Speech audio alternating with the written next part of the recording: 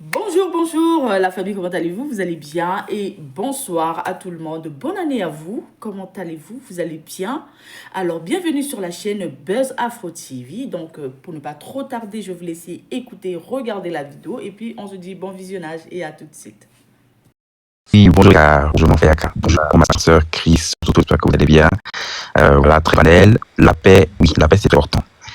Moi je suis très fier de voir aujourd'hui le niveau où la Côte d'Ivoire en est aujourd'hui parce que nous avons un État, nous avons un chef d'État qui a décidé d'avoir des ambitions pour les Ivoiriens.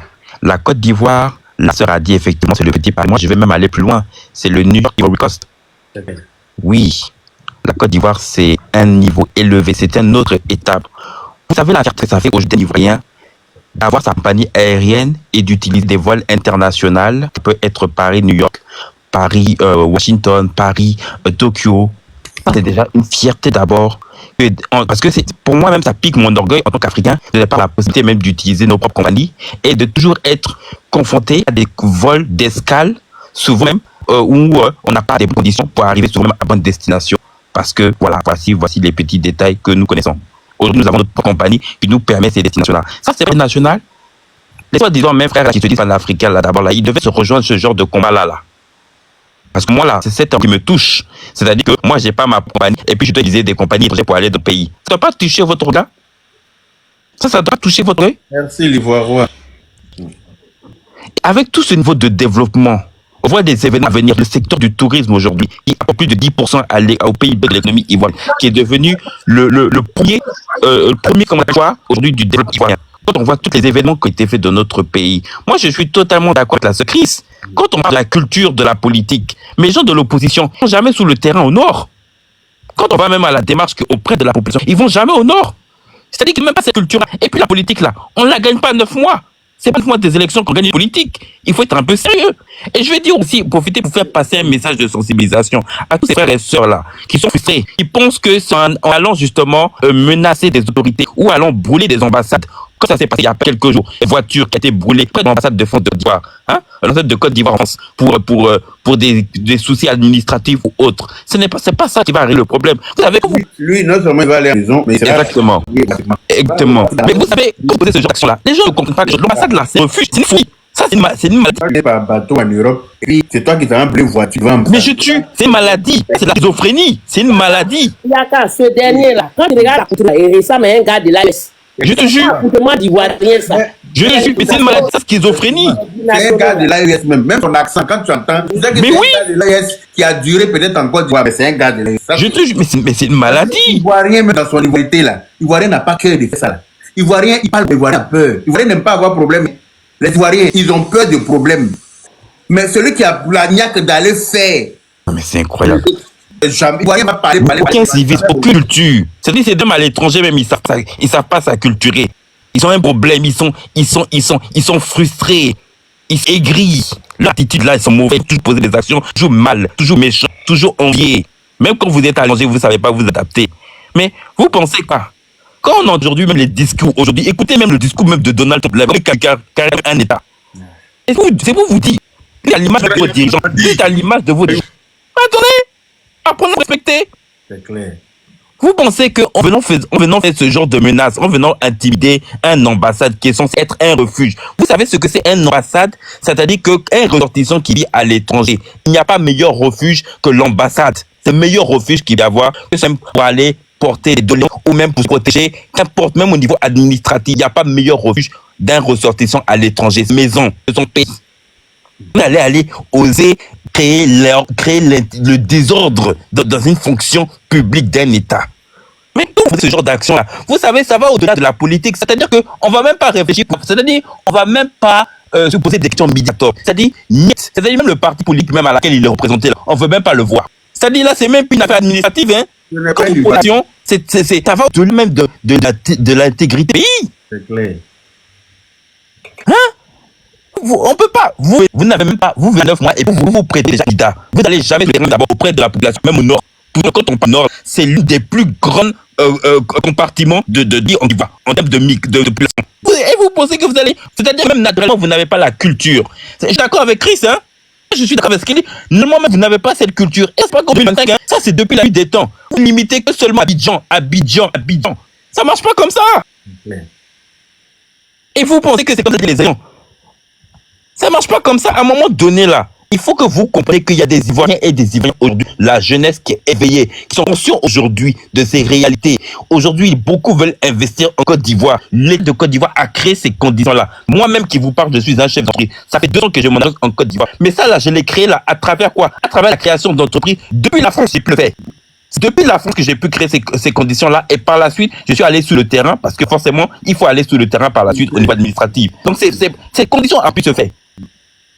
C'est ce qui facilite même comment on appelle, la création des futurs champions nationaux. Mais attendez, vous voulez qu'avec tout ça, là, on va faire quoi? Dans quelques jours, on a l'événement qu'on appelle du Guinness Record, concernant le record de notre sœur Mylène Amon, hein, effectué dans le monde. Mais ça là, il faut créer des environnements. Il y a un an, il y avait des Ivoiriens qui disent à quoi ça sert de créer des stades? Qu'est-ce que les Ivoiriens vont bénéficier de créer les stades? Mais si on n'avait pas fait les stades là, on n'allait pas gagner la CAN. On n'allait pas gagner la CAN. Notre sœur Zénab n'allait jamais à penser même à faire le Guinness Record. Jamais. Quand elle a dit même dans son interview, quand elle a posé son propre dossier au Guinness Record, on n'a même pas répondu au courrier. On n'a même répondu. C'est lorsque la Côte d'Ivoire a remporté la CAN, elle a renvoyé sa demande, automatiquement ils ont répondu pour dire ok, c'est validé, tout ce qui est. Mais quand on parle de réalisation de portraits, il faut que les gens comprennent que ça demande un espace. Il faut un espace pour faire des dessins. Il faut un espace, il faut du calme. Il faut un environnement idéal pour permettre de faire des dessins. Et le stade est le meilleur idéal pour faire son réalisation. Parce qu'il y a la taille, il y a la largeur et il y a l'espace qui permet cela. Mais ça, c'est une ambition. Il faut voir les choses grandes. Il faut avoir les idées. Quand on crée des ambitions grandes, eh ben, ça permet de donner la possibilité aux différents athlètes, justement, de participer à des grandes compétitions. Et c'est pour cela, justement, le Guinness Record, on a des candidats dans ce genre de choses. Mais ça, c'est quoi? Ça, c'est l'État de Côte d'Ivoire qui permet cela. Oui, c'est le président Ouattara. Oui, c'est le président de tous les Ivoiriens. Et il faut que les gens intègrent ça, qu'ils se le mettent en tête. Aujourd'hui, là, les histoires de déstabilisation, les histoires de frustration, ça, là, c'est plus à notre niveau, hein. C'est clair. Ça, c'est plus un autre niveau. C'est plus une affaire de parti politique. Ça dépasse le cadre de l'aspect politique. Et je suis d'accord avec Yakaka.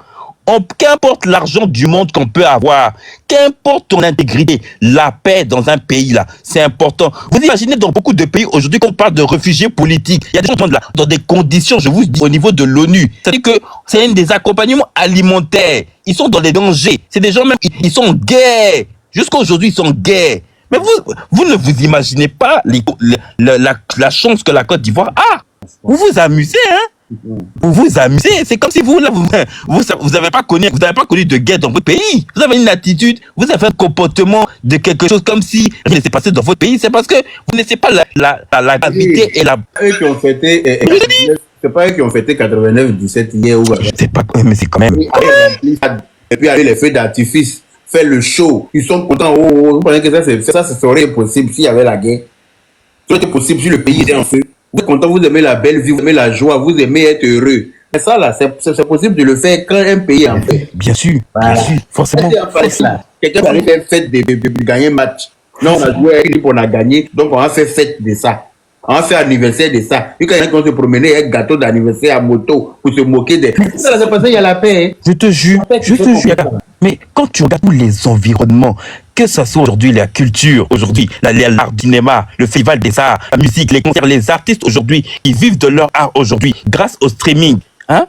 Mais l'État de Côte d'Ivoire met les questions. Quand vous voyez les différentes équipes, les différents ministres aujourd'hui, que ce soit le tourisme, que ce soit la culture, que ce soit comme on appelle dans le volet éthique, que ce soit comme on appelle le secteur de la sécurité, hein, nos cadres, nos autorités aujourd'hui, et ça je sais aussi grandement nos forces de défense, qui font un travail remarquable en termes de sécurité, parce que c'est eux qui permettent justement qu'on puisse vaquer à nos occupations, qu'on puisse avoir les yeux vraiment reposés avec toute tranquillité quand nous nous réveillons chaque jour pour aller bosser. C'est eux qui nous permettent cela.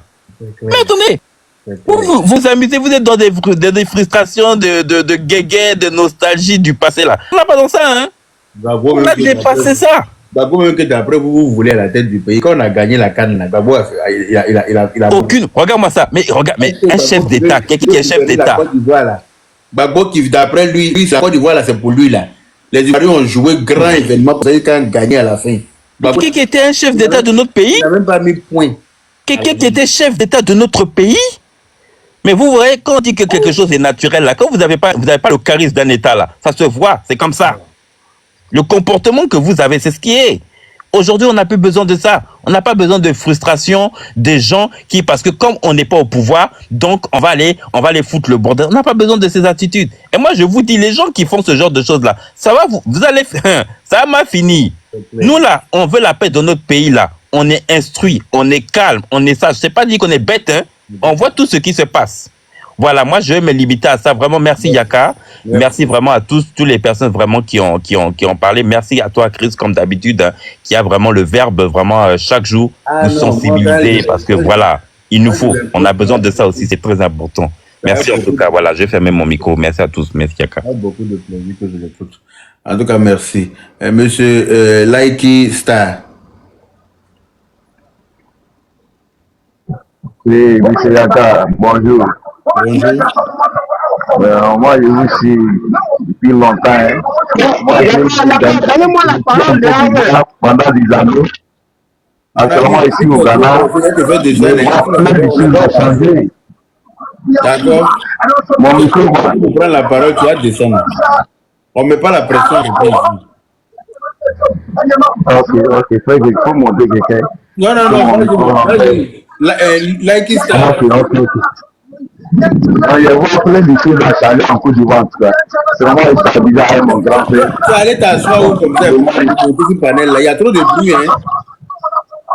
Il y a trop de bruit. Oui, c'est inutile. Oh là là là là là là là là là là là là là là. Ah oui, ça crache trop. Oui, Mohamed qui veut parler là, on t'écoute. J'espère que ce que tu vas dire là, on t'écoute. Ahmed. Ouais, bonjour, vieux père Yaka, bonjour. Bonjour. Comment tu vas? J'espère que tu vas bien. C'est un vieux père de moi ici beaucoup. Voilà pourquoi je suis monté en parler. J'étais patient depuis ici là, j'écoute. Voilà, parce que j'aime les bons patriotes comme toi. Voilà, c'est le sang qui appelle le sang. En tout cas, ce que moi je veux dire, que les Ivoiriens restent unis comme ça. Comme ça, la Côte ne va plus jamais connaître ce qu'on appelle la guerre. Que tout le monde soit serein, le pays est géré, c'est gouverné. Il y a le président et il y a le chef d'État. Un chef d'État. Quand Ahmed Bakarouka est parti, ils ont dit non, le vieux s'affaiblit. Quand Bokoubalé est parti, on dit non, là c'est fini. Mais le vieux est là, prêt que jamais. Ce pays a passé les épreuves dures, mais on s'est en sorti. C'est vous dire que les Ivoiriens sont unis et on voit le développement qui se passe dans nos pays, c'est palpable. Ce n'est pas des choses qu'on dit on va faire ou bien on est en train de faire. Il y a d'autres qui sont en train d'être faits et il y a d'autres qui sont déjà faits et on voit.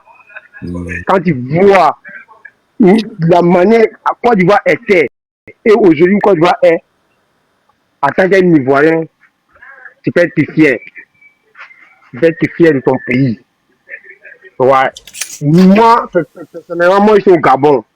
Mais l'évolution, la manière de quitter en Côte d'Ivoire pour laisser la Côte d'Ivoire, l'État qui a laissé le pays, et aujourd'hui, souvent même du matin, il dit, mais pourquoi je suis quitté aussi tôt? Parce que quand même, je travaillais, j'ai gagné ma vie en Côte d'Ivoire. C'est ce qui m'a permis à payer visa, billet d'avion et venir au Gabon. Donc Côte d'Ivoire, si Côte d'Ivoire va mal, tous les Ivoiriens se sentent mal. Voilà pourquoi quand un Ivoirien est engagé dans quelque chose, nous tous, c'est notre devoir de le soutenir. Toi, tu vois faire ce panel-là aujourd'hui. Moi, en tant qu'un Ivoirien, mon devoir d'être là et d'être patient jusqu'à avoir la parole et m'exprimer en tant qu'un patriote. Vraiment, je remercie tous les Ivoiriens qui sont connectés sur ce panel et toi-même, Yaka, pour ta défense, pour ton engagement, pour répondre à tous les détracteurs de la Côte d'Ivoire. Parce que quelqu'un qui est contre Adossé, qui est contre la Côte d'Ivoire. Parce que ce monsieur travaille qu'il fait, il fait ça pour les Ivoiriens. Il fait ça pour les Ivoiriens, il ne va pas partir ça. Toutes les réalisations qui se passent, ça reste. C'est des choses qu'on va bénéficier de ça après. Soit nous, que ce soit nos enfants. Au fond, après des trucs qui n'est plus là aujourd'hui, mais on bénéficie de ça. Donc, quelqu'un qui n'aime pas Ado, c'est que personnellement, tu as un problème avec ce pays. Parce que Ado défend les intérêts des Ivoiriens. Ado ne répond pas à les attaques. Même tu attaques Ado, tu viens avec un partenariat gagnant-gagnant. Il voit l'intérêt de son pays. Il dit, viens, on va collaborer. Viens, on va travailler parce que ton intérêt que tu as, ça m'intéresse. Ça peut avancer mon pays. C'est ça, on est un chef d'État. Donc, pour rassurer à tous les Ivoiriens que si en matière de sécurité, on a un monsieur, on a un papa qui est là, qui veille au gré à la sécurité de tous les Ivoiriens, qui est là, qui est prêt pour rassurer, pour maintenir la paix. Et écoutez un peu tous ceux qui disent que non, la paix n'a pas d'impulse sérieux. La paix n'a pas. Allez là, moi-même, ici, là, on est en paix, mais 2 jours, le Gabon est rentré dans une crise énergétique qui n'a pas de nom. Toutes les personnes qui sont à libre de vie peuvent témoigner. Si tu dors le courant, tu dors la lumière, le soir comme matin, c'est que le jour là, c'était ton jour.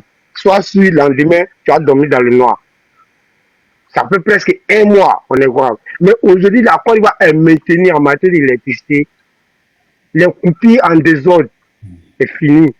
Donc, ce pays a un progrès. Les gens partent, ils reviennent, ils disent mon frère. Tu sais que c'est ta carte qui est finie. Ton compteur est rechargeable là. Tu n'as pas rechargé. Tu vas payer pour recharger l'autre. Tu n'as plus courant comme ça. La ville est propre. Les gens sont en sécurité. Chacun va à ses occupations. Mais la paix n'a pas de prix. La paix, nos parents sont en paix. Ils dorment tranquilles, ils se réveillent. Si tu trouves 10 000, 20 000, tu envoies, ils retirent, ils mangent tranquilles, ils sont en paix. Vraiment, ça n'a pas de prix. Ce monsieur, on est derrière lui jusqu'à. C'est lui-même qui a peut-être dit de plus, mais nous, on est derrière lui parce qu'on voit ce qu'il fait. C'est clair. Tous les Ivoiriens qui aiment la Côte d'Ivoire vont aimer Ado. En tout cas, big à vous tous. Vemo Yaka. Moi, je suis ton fan numéro 1. Merci. Je suis Panto et ta gamme. En tout cas, ciao, ciao. Merci beaucoup à tout le monde. Merci. Excuse-moi tout à l'heure, j'ai pris la parole que tu ne m'as pas donnée. Ça fait fâcher un peu, mais bon, c'est pas grave. Ah non, désolé, je fais. Ok, bonne journée à vous. Loli, la lumière, on dit quoi? Oui, mon cœur. L'homme près de la toile, là. Et puis c'est un nordiste. Regarde comme il est beau. Regardez comme il sent bon.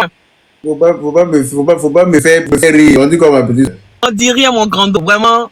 Alors, moi, j'étais de passer comme ça et puis j'entendais. Peut-être comme il n'y a pas trop le temps là. Mais j'entends comme ça, plic-ploc, j'entends des trucs. Je suis tombé sur 2 vidéos où vraiment ils sont en train ces femmes-là sont en train de bien traiter les femmes du là et tout ça. Tout de suite, ça m'a fait très très mal. Oui. Parce que quand tu as ce truc-là, tu le ressens automatiquement. Parce qu'on peut pas dire qu'on est du là. Quand ça arrange quelqu'un, et puis dire non, vous qui parlez bien, vous vous exprimez bien là, vous n'êtes pas du là.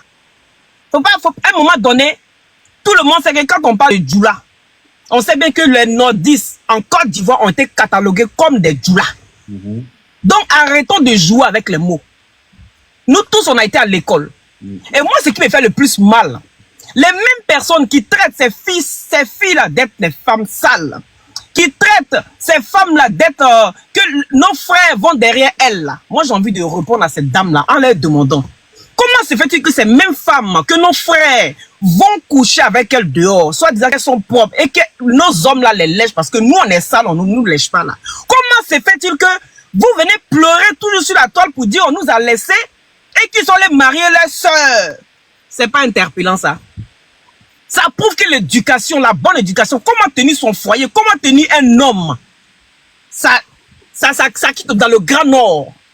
C'est au sud, à l'ouest, qu'on entend les femmes qui répondent aux hommes, elles ne sont pas soumises. Elles sont pas polies, elles sont irrespectueuses. Elles ne savent pas accueillir un homme. Elles ne savent pas comment traiter un homme. Ma petite soeur, je ne sais pas écoute, je ne sais pas sur quel live tu es tombé, hein. Oui. Mais il ne faut pas généraliser à cause de certaines... Non, je parle de ces filles-là. Je parle des filles là qui ont. Mais parce que moi, je suis tombé sur ces vidéos-là. Et ces filles-là étaient en train d'insulter. Elles n'ont pas dit. La fille qui a parlé, je suis. Celle qui a discuté avec toi, Yaka, c'est elle. Celle qui a discuté avec toi la dernière fois, c'est elle. Elle est en train d'insulter toutes les femmes, trucs là-bas. Celle qui a insulté la dernière fois. Celle que tu as fait sa sauce là, oui, c'est elle. Mais elle n'est pas normale, hein. Son mari était Djoula, non, son mari l'a jeté. Mais voici, il faut comprendre. S'il y a Donc, voilà. Donc, moi, je parle à un moment donné, là. Donc, moi, il Elle est en train d'exprimer sa frustration. Elle veut généraliser sa frustration, quoi. Sa frustration. Elle est en train de... Mais moi, je suis tombé sur deux vidéos, deux personnes différentes. Hein. Parce que c'est comme j'ai dit là, je ne suis pas tombé sur comment dirais-je, si des gens... Je ne peux pas venir m'asseoir et puis parler de ces filles-là. À un moment donné, il faut qu'on se dise la vérité. Parce que moi, c'est la première fois que je sors pour venir parler de ces genres de débats-là. D'habitude, j'entends. Souvent, on vient, on traite les femmes du là jusqu'à les djihadistes sont ceci, les djihadistes sont cela, les djihadistes sont ceci, les musulmans sont ceci, les musulmans sont cela. Moi, je ne suis pas venu ici pour créer une meute ou bien venir ici pour créer la zizanie. Mais ce qu'on se dise la vérité. Quand on dit une femme qui s'est attrapée son mari, une femme que son mari soit travaillé, puis quand il revient, pas donner l'argent des popotes, il vient toi manger. C'est du là. C'est femme du là qui est sale là, femme qui est sale là. C'est celle-là que, quand elle se lève le matin, elle sait que elle doit aller chercher la nourriture. Vous venez donner un coup de main à son mari. Ces femmes sales là. Cette femme sale dont on parle là, c'est celle-là qui s'est tenue son homme. Cette femme sale dont on parle là. Elle, tu as entendu là, faut même pas prendre ça. Parce elle, non, c'est pas elle. Elle est très frustrée. Elle est frustrée à un niveau.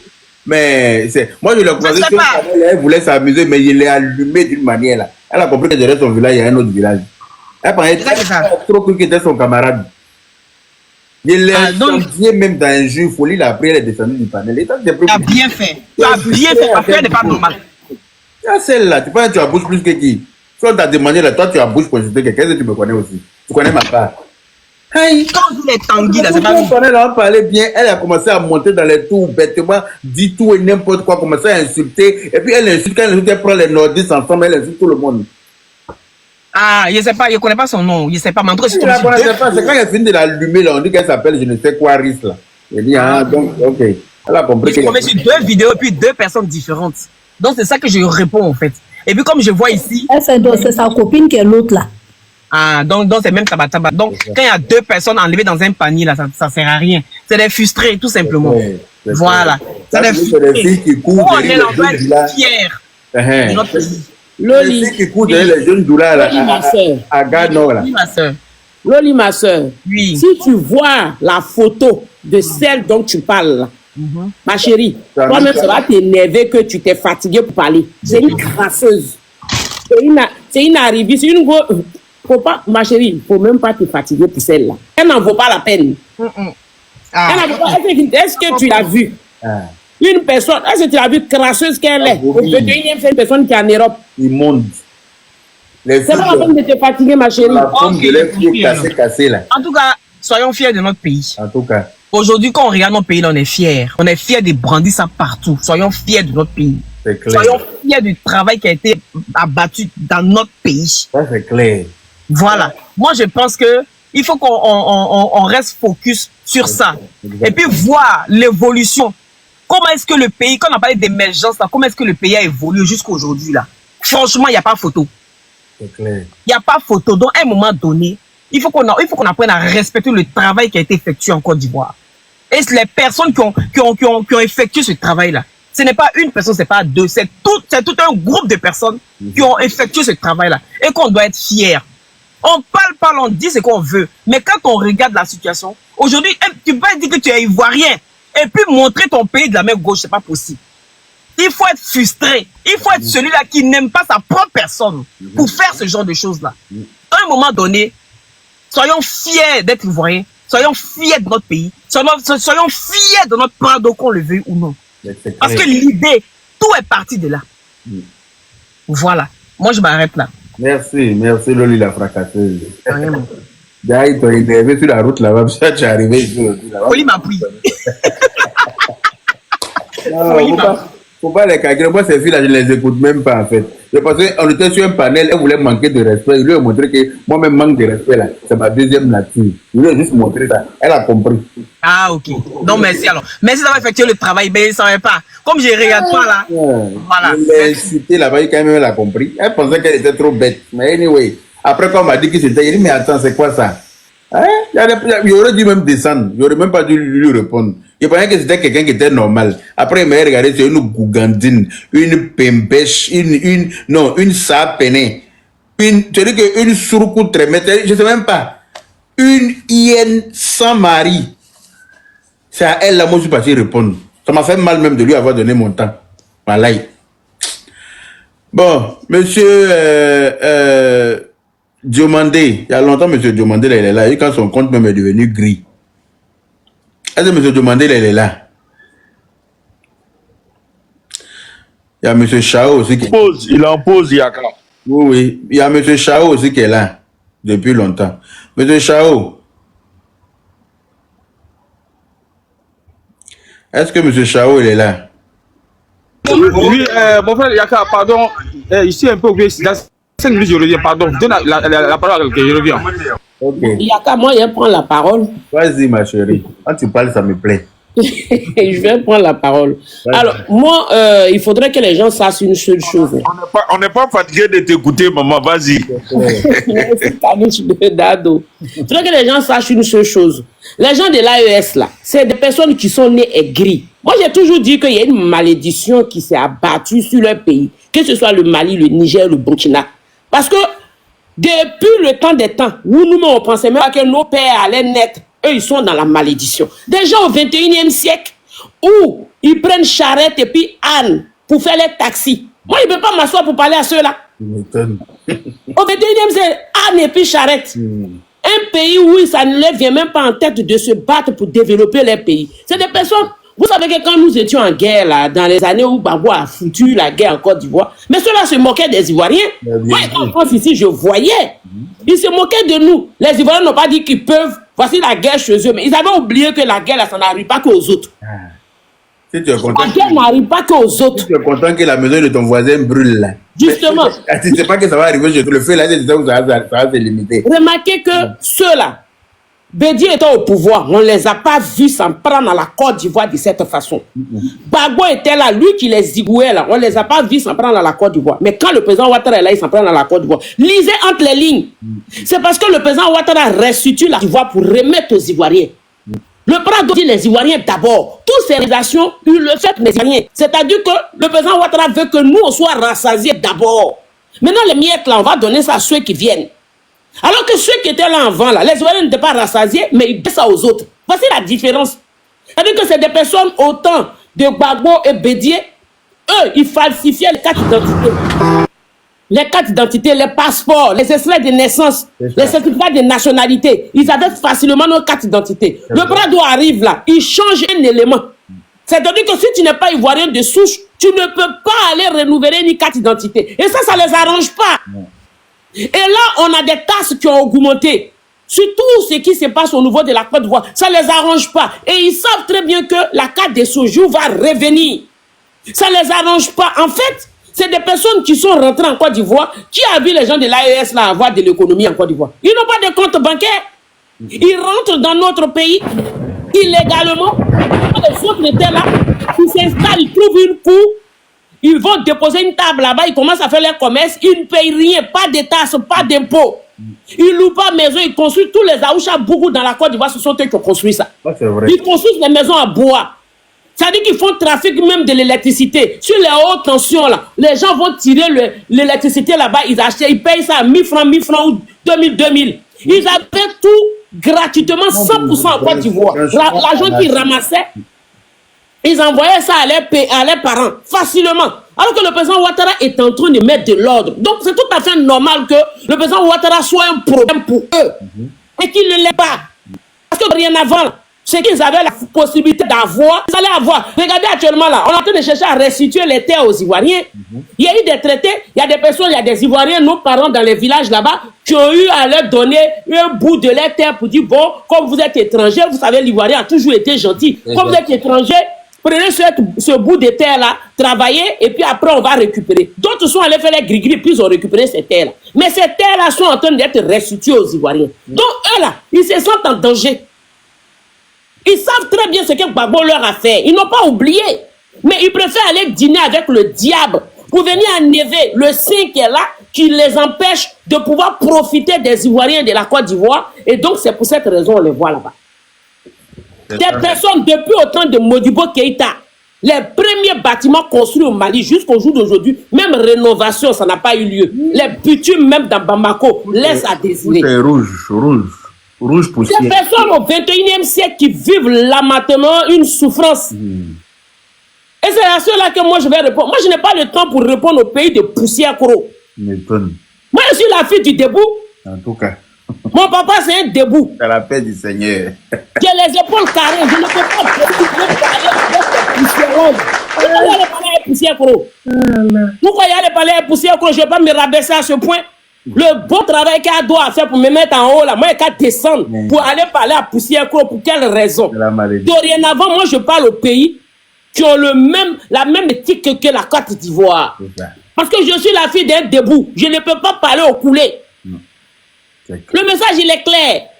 Maintenant, pour tous ceux qui sont en train de les accompagner dans cette quête machiavélique, croyant qu'ils vont faire de la Côte d'Ivoire un mati ou qu'ils vont détruire la Côte d'Ivoire pour y avoir, moi je vous dis, lisez entre les lignes, l'armée française a quitté la Côte d'Ivoire en janvier. Vous ne vous posez pas la question.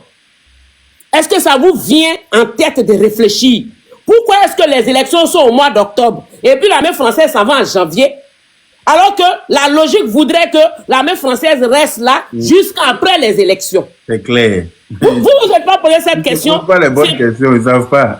Parce que ce qui veut dire que le pays est géré, le pays est gouverné, le pays est stabilisé, les Ivoiriens sont en sécurité.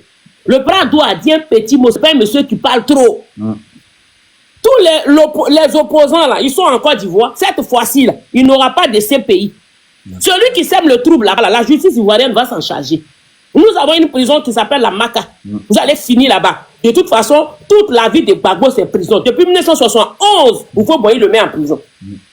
C'est quelqu'un qui n'a jamais rien créé de toute sa vie. Même le FPI n'a même pas été capable de fonder le FPI. Il dit qu'il est le fondateur. Mais le FPI a été fondé en 1982. En 82, Gbagbo était en France. Venez nous dire à quel moment il a fondé le FPI. Venez nous dire ça. Parce que nous, on aime aller se documenter. On ne peut plus nous mentir. Le FPI a été fondé en 82, Gbagbo était en France. Il a fondé ça comment? C'est Simone Gbagbo qui fonde ça avec les autres membres qui sont restés derrière. Vous n'avez rien à nous apprendre. Kwaku innocent, tu dis on sera surpris, mais on ne sera pas les seuls à être surpris, mon frère. Vous n'avez rien à nous apprendre. Il n'y aura plus de guerre en Côte d'Ivoire. Aucun Ivoirien ne va s'entretuer pour vous. Est-ce que vous avez fait une pétition, vous avez demandé aux Ivoiriens s'ils ont envie qu'il y ait la guerre? Les Ivoiriens que moi je vois là en train de fêter anniversaire où on a gagné le Mali, là, ils vont louer spécialement. Ils vidéo aussi quelque chose. Hein? Ils sont allés louer un complexe pour fêter l'anniversaire du Mali. C'est ceux-là, quand vous allez leur dire de sortir dans les rues parce que vous voulez qu'il y ait la guerre, vous êtes sûr que ceux-là vont vous suivre? Mais personne ne va vous suivre. Quels sont ceux-là qui prétendent aimer la Côte d'Ivoire à un point qu'ils veulent mettre le feu? Quand on aime son pays, on protège son pays. On ne la livre pas au prix offrant. C'est clair. Quand on aime son pays, on protège son pays. Et on n'est pas patriote de façon sélective. Vous êtes des patriotes de façon sélective quand vous, votre candidat au pouvoir. Le sens patriotique, c'est à vie. En tout cas. On est patriote à tout moment, à tout lieu. C'est quel message que vous envoyez à la jeunesse ivoirienne? Cette jeunesse qui, autrefois, que vous avez fait sortir dans les rues, beaucoup ont des membres coupés, beaucoup ont tout perdu. Jusqu'au jour d'aujourd'hui, d'autres se trouvent dans des situations difficiles. Ils sont en train de reprendre une deuxième vie avec le président Ouattara. En tout cas. Vous allez poser des questions. Le RHDP, je vous dis et je vous répète, n'est pas un parti ethnique. Le RHDP est un parti politique. C'est pas un parti ethnique, c'est un parti politique. Et tous les 63 Ivoiriens qui vivent en Côte d'Ivoire ont le droit d'y adhérer. On adhère à un parti par conviction. On n'adhère pas à un parti parce que on a un parent qui ou bien il parle la même langue que nous. L'idéologie du Prado, c'est le vivre ensemble, la sécurité, la stabilité de la Côte d'Ivoire, le développement pour les Ivoiriens, la paix et le rassemblement. Et ça, là, nous l'avons avec le président Ouattara. Et pour rien au monde, nous allons lâcher cela. Ça, c'est clair. Pour rien au monde. On reste avec l'équipe qui gagne. Parce que quand le président Ouattara venait là, les Ivoiriens étaient en discompte, en pleurs. Les gens étaient perdus, énervés dans une colère. Ils avaient tout perdu, des proches, pour toutes les réalisations. Il a réussi à instaurer la paix et le rassemblement et l'amour et la gaieté dans le cœur des Ivoiriens. Hier, il y a eu un rassemblement. Tous les chefs du village baoulés. Moi qui suis là, je vous dis toujours, je suis métisse. C'est nous faut baouler. Mais allez-y, regardez. Tous les chefs du village baoulés se sont rassemblés. Ils sont allés donner les accords et les appuis au président Ouattara. Vous pensez qu'ils se sont levés parce que pour aller donner cet accord-là, parce qu'on leur a mis quelque chose sur une tente? Mais non. C'est le travail du Prado qui a différencié la chance de gérer cette Côte d'Ivoire. Qu'est-ce que vous avez apporté aux Ivoiriens? Tidjam Thiam, là, il était mis dans le gouvernement d'Henri Konaté. Qu'est-ce qu'ils ont apporté au peuple ivoirien et à la jeunesse? D'abord, Laurent est président. Qu'est-ce qu'il apporte aux Ivoiriens? C'est ça que nous regardons. Nous regardons, c'est que nous vivons dans un monde réel. Vous vivez sur Jupiter. Vous croyez que vous êtes dans un monde d'Alice au pays des merveilles. Tout ce dont vous parlez là, c'est dans votre imagination. Vous avez une imagination fertile. Mais dommage, nous sommes réalistes. Nous vivons sur terre. Et nous sommes des saint Thomas. Nous, on croit à ce qu'on voit. Et on a vu la réalité, le factuel avec Ado. Ado a dit, Ado a fait.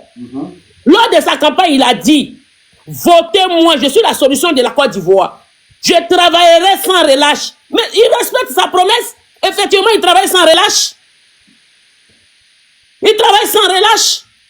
Toutes ces réalisations qu'il est en train de faire au niveau de la Côte d'Ivoire, là, c'est un travail sans relâche. Et on voit des gens quelque part là-bas. Pourquoi quand la Côte d'Ivoire était dévastée, là, vous n'avez pas lutté pour vous présenter comme candidat? Quand la Côte d'Ivoire était dévastée, là, pourquoi vous n'avez pas lutté pour vous présenter comme candidat? Et c'est quand le président Ouattara vient soulever ça. La Côte d'Ivoire est devenue une vitrine interplanétaire. Où tout le monde s'arrache au jour d'aujourd'hui les voyages sur la Côte d'Ivoire. En Europe, ici, les gens nous disent, mais vous les Ivoiriens, on ne sait pas ce que vous faites ici. Votre pays est riche. Vraiment. Et c'est en ce moment-là, vous vous prenez d'amour pour la Côte d'Ivoire. C'est en ce moment où vous aimez la Côte d'Ivoire. Vous avez Tidjam Thiam qui s'élève là-bas. Oh non, moi je vais rendre les gens milliardaires. Mais Tidjam Thiam, c'est le président du PDCI de Daoukro. Il faut aller rénover la maison du PDCI. La première maison du PDCI où Foué Boigny a fait les premières réunions. C'est dans la broussaille à Yamsokro. C'est délabré. Tu es incapable de restaurer cette maison-là. Qui est devenue dorénavant le système emblématique, un monument emblématique pour le PDCI. Tu es incapable de restaurer ou de rénover cette maison. Mais c'est les Ivoiriens que toi, tu veux venir rendre riche en milliards. Mais moi, je ne comprends pas. Hein. Je ne comprends pas. Les Sénégalais qui aiment vendre petit maguia au blanc pour dire que c'est caïman. Tu as fini de les rendre milliardaires en dollars. Tu as fini de les rendre milliardaires en dollars. Les gens disent non, il ne faudrait pas qu'on parle d'ethnie. Excusez-moi, c'est le PDCI qui a envoyé cette histoire de nationalité. Donc je parlerai d'ethnie bien. Non, il ne faudrait pas qu'on parle d'ethnie. Vous avez des mémoires sélectifs. Le président Ouattara, pendant 18 ans, il a été marginalisé, sali. Vous lui avez collé une étiquette. Poussé ses frères et soeurs ivoiriens à le détester. Et aujourd'hui, vous nous ramenez un Kepgenman et vous ne voulez pas qu'on en parle. Moi, Chris, j'en parlerai du Kepgenman. On n'aime pas le gras en Côte d'Ivoire. Nous, on n'aime pas Kep. On n'aime pas Kep. On n'a pas fini de mailler choron. On n'a pas fini de mailler sauce arachide. On n'a pas fini de mailler sauce graine. On n'a pas fini de mailler foufou. On n'a pas fini de mailler pépé sou. On n'a pas fini de mailler tous les 63 plats de la Côte d'Ivoire. On n'aime pas le gras. On n'aime pas Kepgen. On n'aime pas trop. Ramenez Kepgen, on mangeait des Kepgen. Et on n'a pas d'autre à recevoir de vous. Les gens disent oui. Vous dites que le président Ouattara travaille. Ils sont en train d'aller s'immigrer dans les pays. Bande de limités que vous êtes. Les États-Unis, première puissance mondiale. Il y a des sans-abri là-bas. Il y a des immigrés là-bas. Et puis il y a des sans-emploi. La France, qui fait partie des puissances mondiales là. Regardez ici si le chômage n'y est pas. Le chômage se trouve partout dans le monde entier. Elle ne finira jamais. Mais on peut l'améliorer. Mais il faut être des personnes limitées comme vous pour ne pas le savoir. Tout le monde sait que le chômage ne peut jamais finir dans un monde. Vous nous apprenez quoi? Vous partez chercher quoi en Europe? Allez-y en France. Allez-y aux États-Unis. Il y a plein de Français qui ont migré les États-Unis. Je vous ai fait écouter une vidéo la dernière fois. Non? Plein de Français qui ont migré aux États-Unis. Il y a un qui a fait 13 ans là-bas. Pourtant, il a le passeport Bordeaux. Il ne veut pas rentrer en France parce qu'il a peur de ne plus pouvoir retourner. des Français là-bas qui travaillent là-bas au noir, aux États-Unis. Mais pourtant, la France fait partie d'une grande puissance dans le monde. Vous nous racontez quoi? Vous pensez que vous êtes en train de vous adresser aux demi-lettrés que vous êtes? Vous mentez sur vos panels. Nous, on connaît la réalité, on se documente, nous sommes cultivés, nous sommes instruits. Moi, je dis que le président Ouattara n'est plus président. Je l'appelle Nana Addo Premier. C'est clair. Nana Addo Premier, il ne bougera pas. On ne le lâche pas. C'est clair. Nous, on est là avec lui. Il vous a dit qu'il a 10 personnes qui sont présidentiables. Le jour, il dit qu'il ne veut pas, il y a des personnes là-bas qui vont le remplacer. Il désigne, on suit la personne. Il est là, on est avec lui. On ne change pas une équipe qui gagne. Et surtout, on ne va pas changer une équipe qui gagne pour aller prendre une équipe de vauriens. Les falsificateurs de diplômes, les plus grands falsificateurs de diplômes, là, ce sont les gars. Les acheteurs de diplômes, c'est Alibaba. Ils ont tous les doctorats. Tapoter le live. Ils ont tous des doctorats. Mais il faut les entendre s'exprimer sur des panels. Ils n'arrivent même pas à faire un débat. Ils n'arrivent même pas à faire une bonne allocution. Mais ils ont le doctorat dans tous les domaines. Les acheteurs de diplômes, c'est Alibaba. Vous allez donner des idées. Le président Ouattara a acheté ses diplômes. Hein. Le président Ouattara, il a eu ses diplômes. Il a travaillé.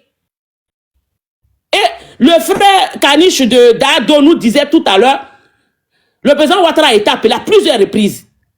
C'est pas la première fois qu'il sauve son pays. Autant d'Oufoué, il vient sauver l'économie. Autant de Bédier, il a fait autant. Même autant de Gbagbo. Charles Dibul l'a dit.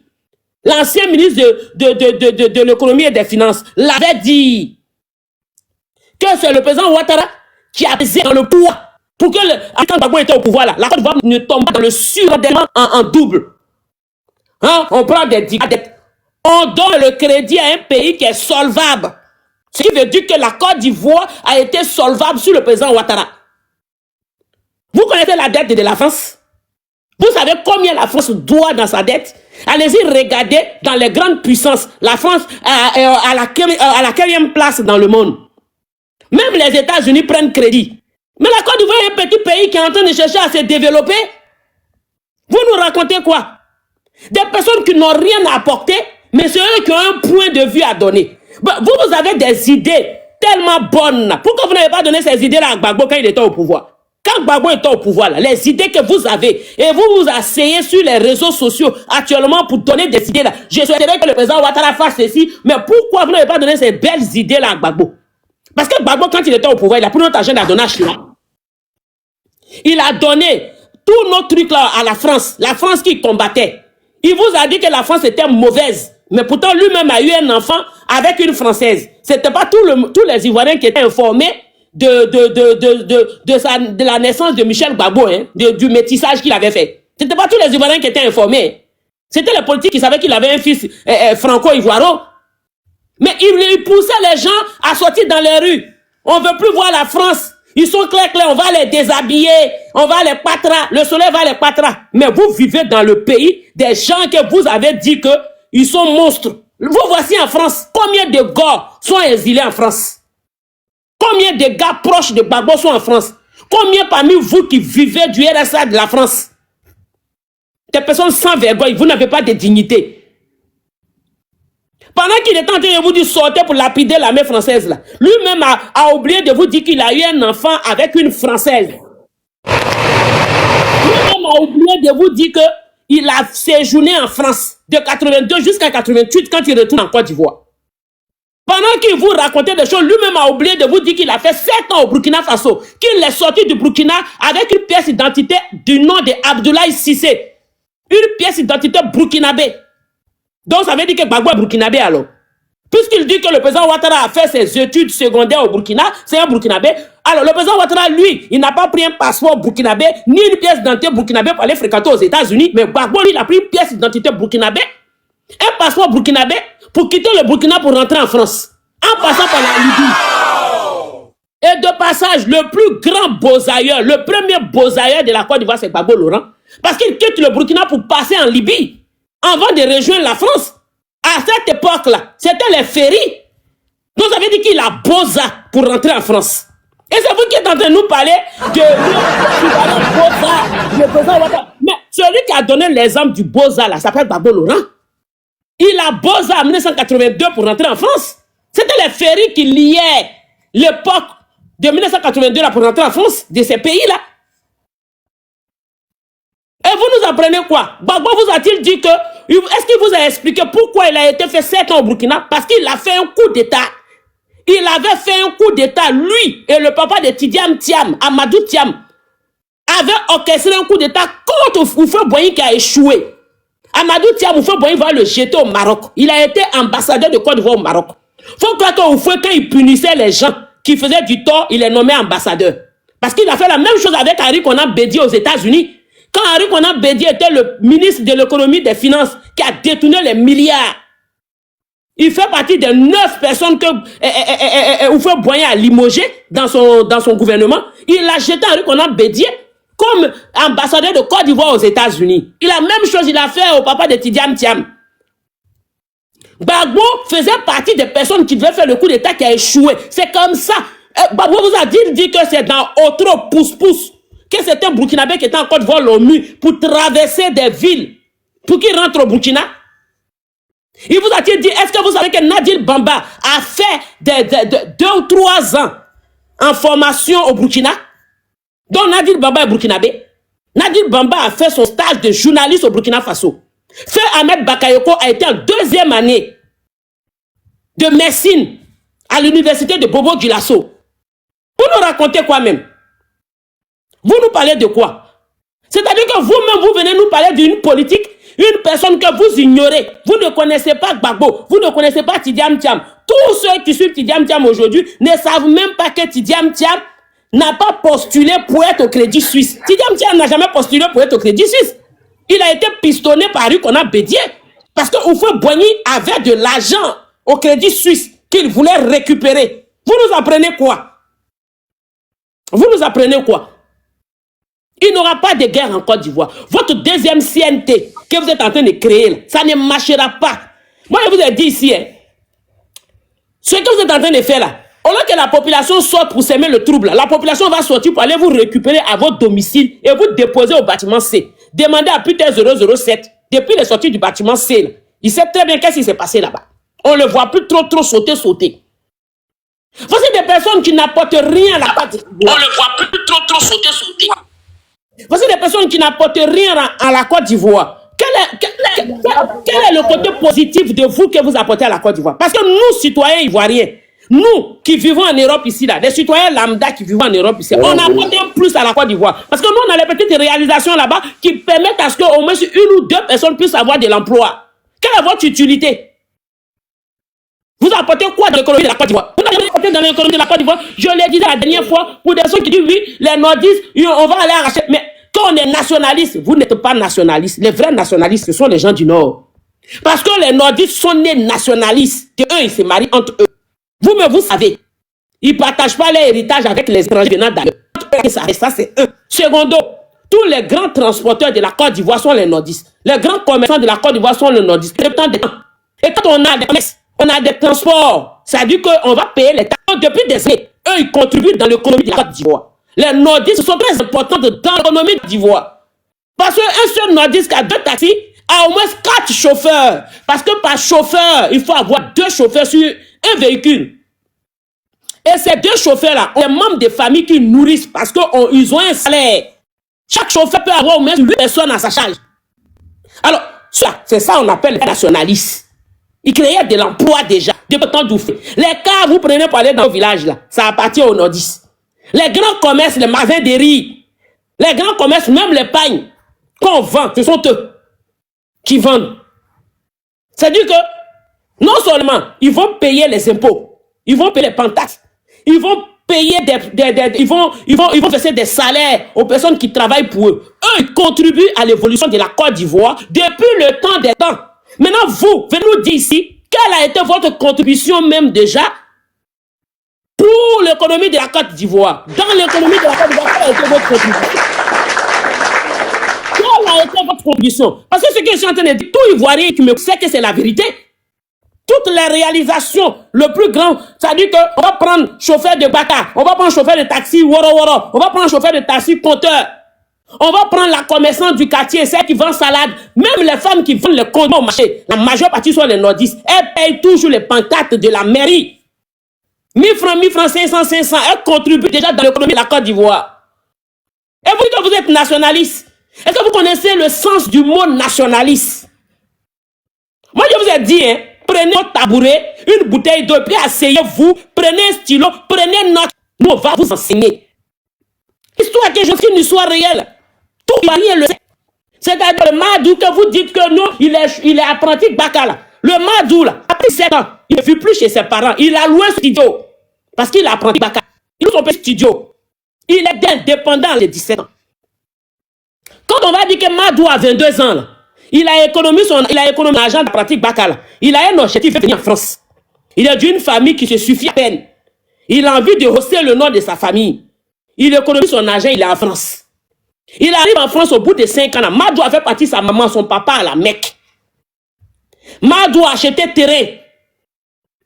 Il s'en va au pays, il investit. Madou fait passer des permis à ses frères qui sont là-bas. Il prend des familles en charge. Il ouvre un commerce où il va employer les gens à travers ce commerce. Et ces personnes sont des Ivoiriens. C'est-à-dire que Madou seul. Donc, il multiplie plusieurs Madou. Alors que nous, quand on prend du côté des Gauls, je vous rappelle que les Gauls, c'est ceux qui suivent Gbagbo. Hein. Ce ne sont pas nos parents de l'Ouest. Il faut qu'on clarifie les choses. Et qu'on prend certaines personnes. Vous allez voir que ils viennent en France, ils font 30 ans. Tout ce qui les intéresse, c'est des vestes en cuir. Les chaussures Louboutin. Les grandes montres, le matu vu. C'est-à-dire que zéro réalisation. Pour certains même, plus de 20 pas mis les pieds, retour en Côte d'Ivoire. Jamais ils n'ont pensé même à acheter une petite maison pour donner à leurs parents. Mais dans tous les funérailles, il est parrain. Comment des personnes peuvent être parrains dans les funérailles? Il n'a pas l'argent pour aider ses parents ou ses frères au pays. Mais il a l'argent pour parrainer les funérailles des gens. Quand on dit funérailles, là, Djedje est parrain. Il est parrain des funérailles. On n'a qu'à dire que Djedje a donné. On se connaît ici en France. On se connaît. On dit que Djedje a donné 3000 €. Et lui, il est content. Bon, à quel moment, toi, tu as apporté une économie à l'évolution de la Côte d'Ivoire? Toi, tu dis que tu es nationaliste que les autres. À quel moment tu as apporté un plus à l'économie de la Côte d'Ivoire? Incapable même d'aider tes propres parents. Il reste là quand il rentre en Côte d'Ivoire. Dans le chalet de la Côte d'Ivoire, il est dans complet en cuir. Pantalon en cuir. Voici Pointini ni de Douk Saga dans ses pieds. Cigare dans la bouche. Il se balade. Il doit les aligner. Ah ben non, mais tu sais, moi, je vis en France, ça fait plus de 35 ans. Moi, c'est tout ce que Djedje peut apporter à la Côte d'Ivoire. Le malin qui n'a pas de sens. Le malin qui n'a pas de sens. Vous allez venir apprendre quoi à qui? Nous sommes réalistes. Ce que vous méprisez, ce que vous salissez l'image. On peut dire la vérité aux gens comme ça. On peut être pertinente en vérité comme ça. Ça veut dire que c'est ça qui fait mal. C'est ça qui fait mal. Vous laissez maman, elle va décharger. Vraiment. Elle n'a qu'à décharger. Elle n'a qu'à décharger. Il ne faut même pas la couper même. Non, de temps en temps, on a qu'à lui permettre de boire de l'eau. Pardonnez. Elle doit boire l'eau un coup, s'il vous plaît. On peut allumer la télé comme ça et puis dans la vérité. C'est un moteur. La maman a un moteur diesel. Hein. C'est clair. Ça peut parcourir 3000 km sans arrêt. Hein. Voilà. Mais c'est vrai, ça. Vraiment. Et celle qui est en train de s'asseoir là pour dire oui, les femmes nordistes sont ceci, les femmes. Mais en France, ici, elle prête un sac à main des femmes nordistes. Vous avez déjà vu une femme nordiste? Vous avez déjà vu une femme nordiste? Regardez bien les femmes nordistes. Allez-y, regardez. Vous-même, vous voyez qu'elles vont dans le mariage, comme elles sont habillées. Basées, guézenées. Or dans le cou, oro partout. Et ces femmes nordistes coûtent au prix de rognons. Mais en Côte d'Ivoire, on vous a fait les emporter dans les kiosques à cause de rognons et petits pois.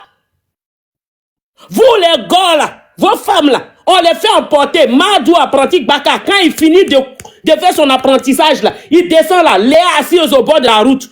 La plus belle go du quartier. Claire, où tout le monde flash sur elle. C'est la go de Madou, l'apprenti Baka.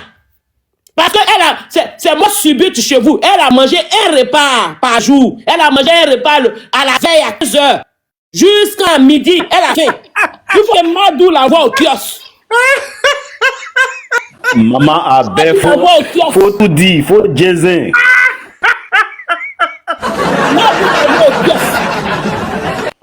Le jour que Madou s'est trompé pour lui acheter poisson braisé, c'est devenu sa femme qui l'a eu. Il a un problème comme ça. Tous les soirs, il va l'envoyer manger poisson braisé. S'il a mis un Drogba là-dessus, là, il a tout gâté. Et c'est vous qui voulez donner des leçons aux gens.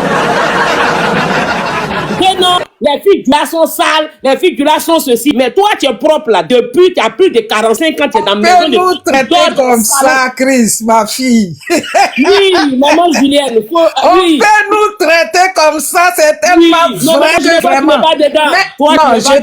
Non, je te dis, accompagne-nous seulement. Toi, tu ne pas dedans, ma maman. Mais il faut voir. À partir de 45 ans, elle dort dans le salon de son oncle. Elle a 2 enfants. Hein? Donc, quand elle mange rognon, comme une gâteau, on te fait emporter à cause de rognon et petit pois. Mais tu n'as pas de prix. Toi, à cause de rognon et petit pois, on te fait emporter shawarma. Tu as déjà vu une femme blanche qu'ils ont emporté pour un petit pois. C'est clair. Comme Djoula, là, elle dit qu'il y a mariage, toi, tu es fan d'elle là. Tu n'as rien, c'est 200 000 francs, tu as lui donné pour la voir. Après, tu l'appelles, le téléphone ne passe plus. Vous nous parlez de quoi? Cette Clarisse crasseuse, tu vas la voir sur la page, elle a au moins 5 kilos d'huile sur son visage. Une femme qui a 5 litres d'huile grasse sur son visage. Tu as pensé que c'est chez elle, on fait aller-retour. Hein? 5 litres d'huile sur son visage. La voici arrêtée, cassis clé. C'est pas bon vêtement. Les habits du marché de Babès sur Rochocho a rempli de cafards à 2 €. Elle s'est achetée pour merci. Il y a qu'à qui a joué en souplesse. Hein. Je n'aime pas. Mais toi, qui t'a demandé d'aimer le président Ouattara? Toi, Clarisse, qui t'a demandé? Porteuse de vêtements de Babès sur Rochocho a rempli de cafards.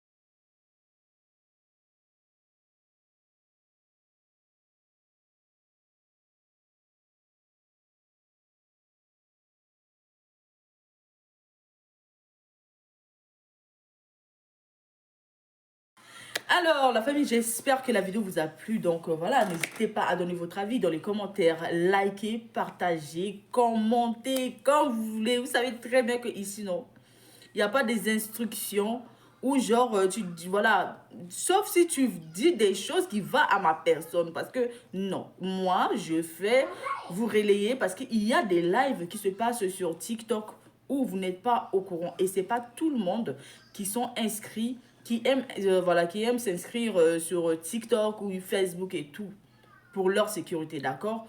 Et donc, nous, moi, d'accord, comme beaucoup de plupart des youtubeurs en fait qui voilà qui relayent les vidéos qui viennent publier sur YouTube, d'accord, et voilà c'est quand même grâce à nous, hein, d'accord, parce qu'il y a des vidéos sur TikTok après quand tu finis de faire après ça disparaît, il y en a plus.